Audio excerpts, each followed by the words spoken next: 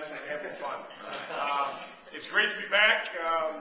And a year was an exciting year for me. I had a great race for governor and enjoyed it. I think Ken Plum here was one of the first people to endorse me, one of the smartest men in Virginia politics. And I was glad to host a big fundraiser for you. Good job. But it is great to be back with you. Results didn't turn out. Let me turn the phone off here. The results didn't turn out the way we had wanted, and it's not. I'm not a Monday morning quarterback type of guy, so you're not going to give me slice and dissect what happened in the campaign. We clearly could have and should have won the election. We had just come off, two great Democratic governors, and the state was in a much better place than it had ever been. We were running against a candidate who, his views on a lot of different issues were probably out of sync with where Virginia is today. The most important point, though, is, we had won Virginia for the first time in 44 years. So all of those which you may want to call Obama voters who had come out for the first time were sitting there, waiting to come out again. But you know what? You got excitement. You got to get people to come out and get them motivated to vote for you. That was the key. For a lot of reasons that did not happen. People stayed home. You've seen the exit data. Republicans were motivated. Democrats were not motivated.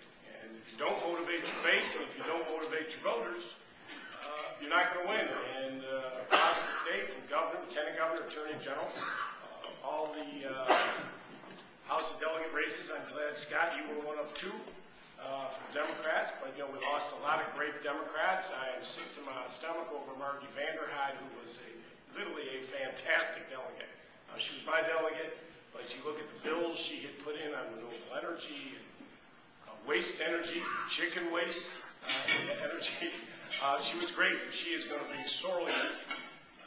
The lessons of the election, not complicated. You got to give people a reason to vote for you. You got to be out there with big, bold ideas.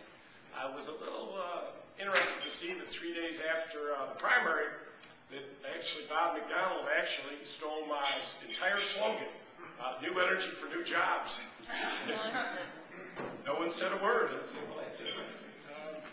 And, he became, for whatever reason, the jobs candidate. And it didn't take a rocket science to figure out what people were going to vote for in this election. They wanted jobs. They wanted quality jobs. And I have been in this business of politics for 30 years now.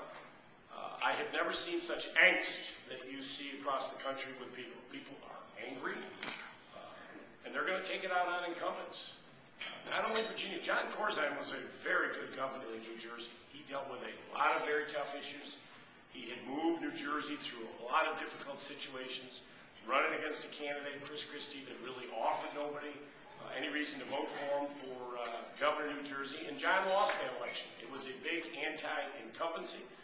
What had happened is you had an independent that had gotten 15 to 18% of the polling data, but by election day, it was down to 3 or 4. Every one of those independents had moved and said, I'm not going to waste my vote, and went with Christie. John Corzine's overnights for the last week had him up 6 points. Consistently up 6 points. John Corzine was going to win that. So, for all of us in this room who are passionate about the issues, we got to be more forceful talking about issues, the things that matter.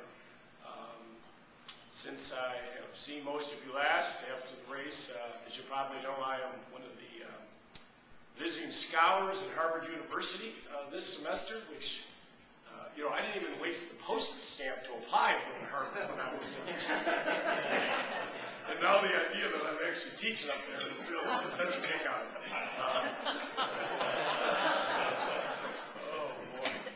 Just shows you, how life can be, folks. I taught a faculty seminar up there the other day, and I was with one of the deans of admissions, and I said, just give me a general idea about the admission process here. He said, last year, Terry, I think we had 28,000 applicants.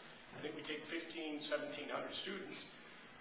I think he said 6,000 of their applicants had perfect SATs. Think of that. And only 400 of those, I think 6,000 were admitted. So I was glad I didn't waste my 18 cents back in 1975. So I've been doing that.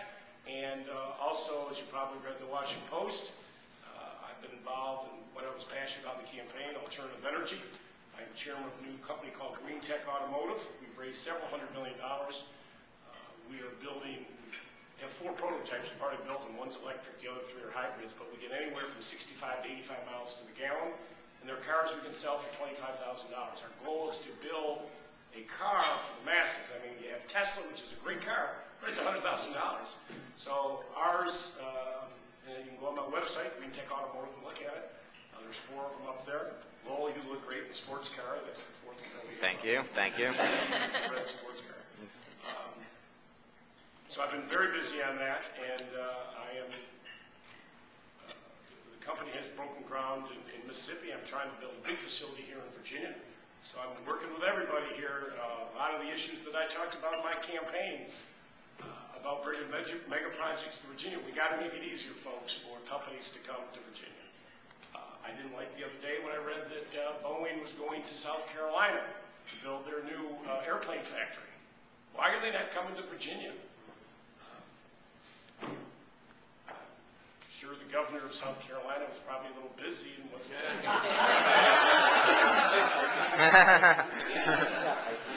exactly courting the Boeing Corporation. Those are the things we have to do. I was passionate in the campaign. We got to get more aggressive in Virginia. We can't have this attitude, oh, we're ready to the best place to do business. You got to go aggressively bring business in, and we got to bring alternative energy. The green business is the business of the future. Andrew and I have talked about this a lot. This is where jobs are being created. The Department of Energy is $40 billion. So I've been very active in that, not only in the car, I'm working with building some biomass facilities here in Virginia. So I'm working.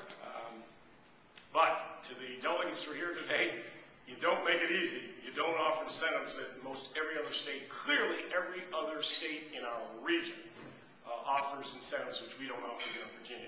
So in order to do it here in Virginia, you've got to have a real love of Virginia. We should make it easier because in essence, on the car manufacturing, I have shareholders. I have people invest in money. I have a fiduciary duty, and I've got to go to the states that, I invest their money in the license. So it isn't just my decision of where I want to go. I have responsibility. So I've been very active in that. Let me give you a brief overview of where I think we're going. Next year, 2010, the ground clearly has shifted. If you look at the independents, you saw them here in the elections here in Virginia for the independents. It's going to be a tough year in 2010. The average is 16 House seats we should lose in the president's first term. We should lose 5.5 governors. The Senate's generally a wash. But, we've got about 48 to 50 Democrats that are in districts that John McCain carried in the 2008 presidential election. That is going to be target number 1 for the Republicans. There are about 100 seats overall that are potentially very competitive. We, as you know, can afford to lose up to 40 seats. If we lose 40, then we lose control of the House. I don't see today any way that could possibly happen. But listen, depending on where we go, can we be above the 16? You bet. Could we be in the 20s? You bet. It's a very dicey time. As I say, I haven't seen people so angst about their future, worried about their children. Budgets are down for everybody. People are laid off.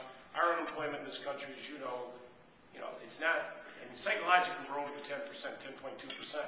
But it isn't that. Y'all know that, because if you take people who are full-time and have lost their full-time and are now working part-time, we're at about 17.5% unemployment in America today. That is devastating for most families. And that's why people are very angry. They don't like the size of our budget deficits. They think our deficits are entirely too high. I don't like it. I believe we needed to do the stimulus.